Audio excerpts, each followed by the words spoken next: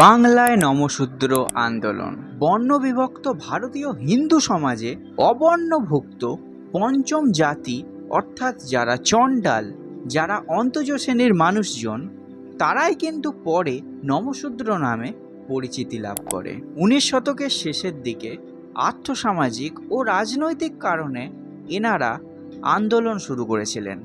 পূর্ব বাংলার যশোর, খুলনা, ঢাকা, নোয়াখালীতে অনেক নমশূদ্র জাতির মানুষজন বসবাস করতেন।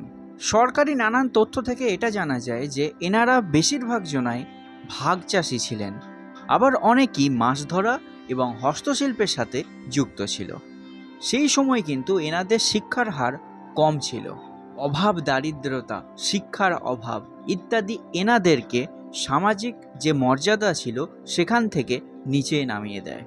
তারা তাদের দুরবস্থার দিকে কিন্তু সচেতন ছিল, কিন্তু করার কিছুই ছিল না। এই হতাশাগ্রস্ত জনগণকে মুক্তির পথ দেখান শ্রী হরিচাঁদ ঠাকুর। ফরিদপুর জেলার ওরাকান্দে গ্রামে তার জন্ম হয়েছিল। তিনি বৈষ্ণবীয় ধারায় নমশূদ্র জাতির মধ্যে ভক্তিবাদী আন্দোলনের সূচনা করেছিলেন। তিনি তার শিষ্যদের নিয়ে মতুয়া সম্প্রদায় গড়ে তোলেন। এর পাশাপাশি তিনি নমশূদ্রদের মধ্যে শিক্ষার যাতে উন্নতি ঘটে সেই দিকেও নজর দেন। নমশূদ্রদের এই আন্দোলনের যাতে আরও প্রসার ঘটে সেই কারণে 1902 সালে তিনি একটা সমিতি গঠন করেন।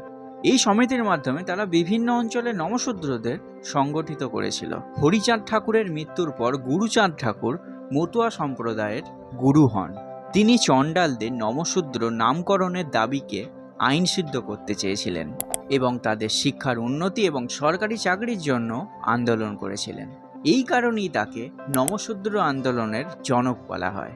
যাই হোক, আজকের এই ভিডিওটা ভালো লাগলে অবশ্যই লাইক করে একটু ভিডিওটা শেয়ার করে দেবেন।